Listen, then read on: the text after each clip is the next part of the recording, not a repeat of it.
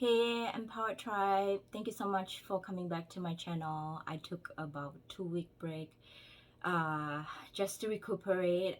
If you don't know, I just had my hysterectomy surgery last Monday, and I am feeling much better this week. Although off and on, I do have pains.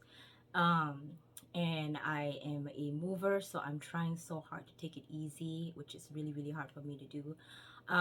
But I want to make sure that I keep the momentum going. That's my commitment to add value to you.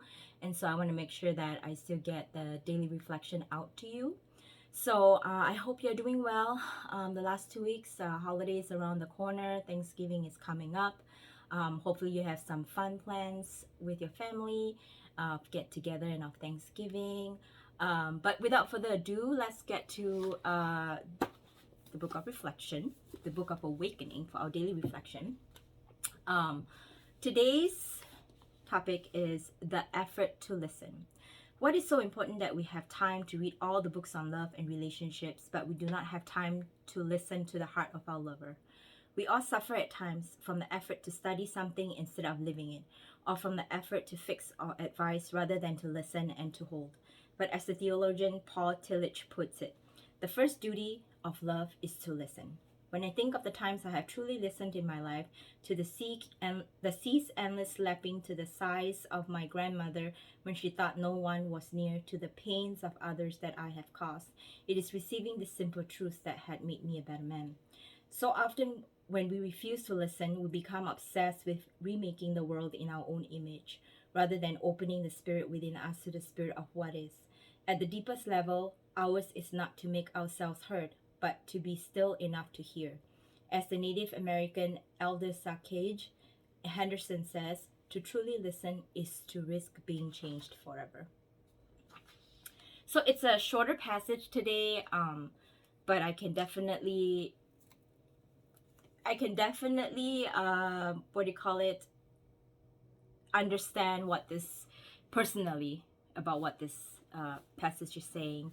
um Relationships in general, whether it'll be a husband and wife relationship, a twin flame relationship, a soulmate relationship, a family relationship, a friendship, any kind of relationship takes work and effort. And my marriage isn't always butterfly, roses, rainbows, and we are challenged at times in our marriage, as of all marriages, anybody. And I remember that I would always think about all the faults that my husband did, and how he's to be blamed. And I always think that something is wrong with our relationship, and so I'm always seeking answers in the past outside of us, me and my husband. I would go buy relationship help books. I mean, I have like the relationship rescue book from Dr. Phil, and I would read articles to prove my point, really, that my husband is in the wrong. um, but I think the blessing of, when I went through my mental health breakdown, and really challenged emotionally and mentally myself, um, the breakthrough came when I saw how much he cared, and um, it was kind of like rock bottom for me. Not in our relationship, but for me, that I kind of changed my perspective around like what truly is important, and also to really take the time to listen. The books is not going to solve anything, trust me. I read a lot of books on relationships, I've done a lot of research on relationship. The first thing I feel that we need to do is to put things in perspective for ourselves. Always look at every situation with positive intent, because I don't think anybody wakes up in the morning and say, you know what, I'm going to piss someone off, right? And so I think that sometimes we have our own story of idea of what is truly happening, and so we read into it too much, and then we make up our own story which isn't true to begin with. But I think the intimacy between relationship is really about listening to the other person and their perspective. And I think what's scary about listening to other people's perspective is that it might not be aligned to ours, right? Or we have a picture of who we are, and then maybe the truth is going to come out that maybe they don't perceive you to be the same way. And the truth hurts.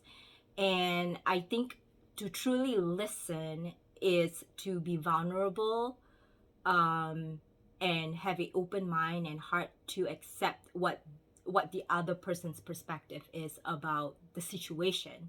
A lot of times it's not really about you. You know, it's not really about you being a bad person, or you um, just being terrible. It's just the situation in which you are in maybe wasn't handled the best way that they could, or it could be that the other person is looking at this whole same situation that you're looking at in a completely different perspective. For example, just very recently I had my surgery, and I've always been a go-getter and mover, like I said. And my husband took time off, took me to the hospital, went through surgery with me, um, and he could only stay with me for 3 days, and he had to go back to work. And I was hardly able to take care of myself, hardly able to get up, make food, or just basic necessities. But he had to go to work, and his first day back at work, he never texted me once. And I was so upset with him because when he came home, and he came home late, that's the other thing. um I know I sound so controlling, right? But I think it's more the disappointment that, do I not matter to you?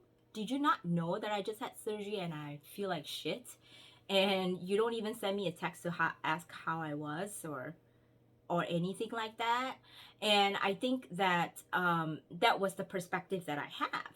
But his perspective was, I took time off. It is a very busy week. I have to do inventory at work, and I have to take care of whatever needs to be taken care of because I was off of work for 3 days. And so I have to play catch up now because I took time off for you.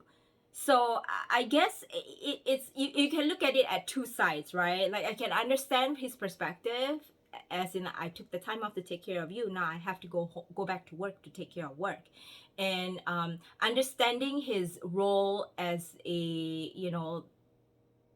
as the head of manufacturing. Like, he has a very important and stressful job, and it's not like he is just taking orders from somebody. He's the one that has to run everything. And so um I felt bad, but I think if I didn't take the time to listen, absorb, and really think about, maybe I was just in my own head, and I was just in my own world, and I was only thinking about me, um then maybe I would be completely upset with him, and maybe still continue to be completely upset with him. um but like any relationship, it is a partnership, especially in marriage.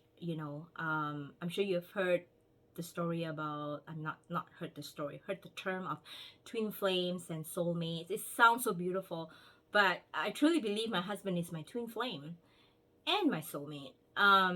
It can be you can have a twin flame and soulmate in as the same person, but your twin flame or your soulmate doesn't necessarily have to be your husband. It could be a friend, it could be a lot of things, just so you know.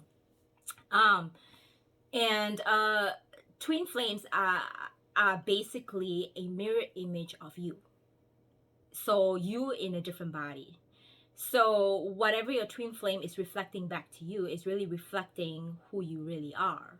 And for a lot of us, who are not yet awakened, get very irritated by what we're seeing.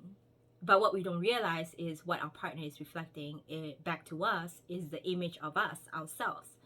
And the whole twin flame relationship is really to help us grow, to help us get out of the behaviors or the mindset, the beliefs that does no longer serve us, to grow out of that. And that's why they're sent to essentially challenge us and our way of living for the better. You don't grow unless you go through tough times. And I had a really tough time when between me and my husband. You know, there were times that were like any marriage. If someone tells you that the marriage is perfect, I think that's a lie. You know, everybody has their own issues, but he was really challenging me, and I was very much, you know, growing into my spirituality, and I was definitely thinking so much about my own growth that I feel like he wasn't really like keeping up with me.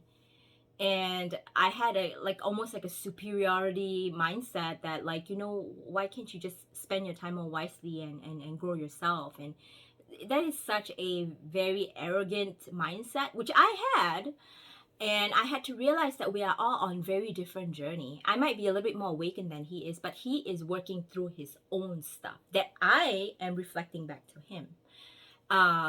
So I think that every relationship is a partnership, and it takes humility to really listen to another person's perspective of you, because you'll be surprised what you can learn from people who actually see you in action every single day. And I learn from my husband every day about myself.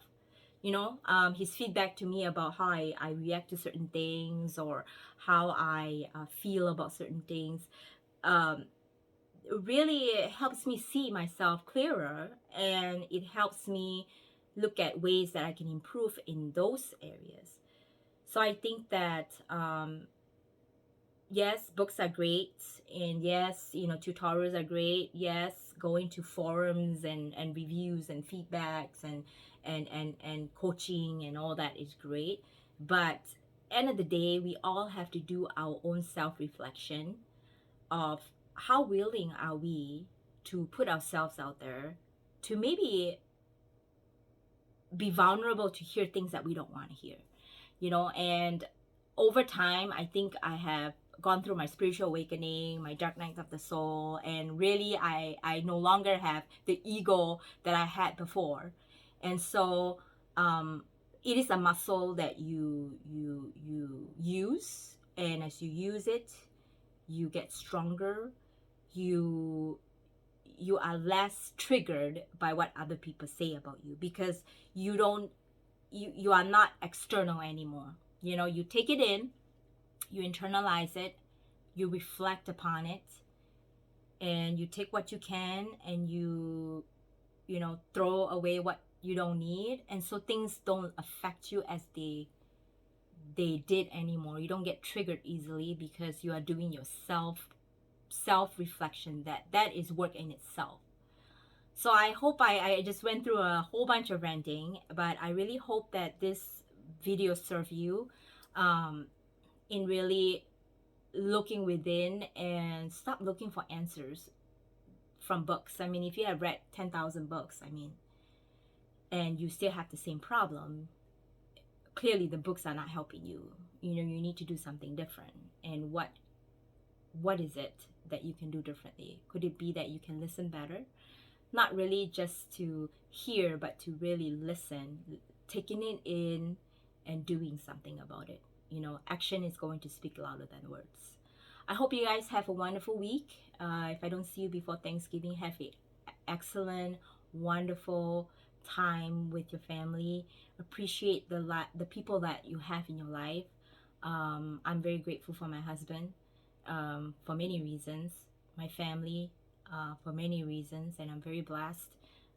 Regardless of how I feel inside or different things, I'm still very, very blessed. And sometimes we need to take time to not look at what we don't have, but really truly taking the time to appreciate what we truly have. So ladies, you have a great day. Stay amazing, and I hope to see you again next time.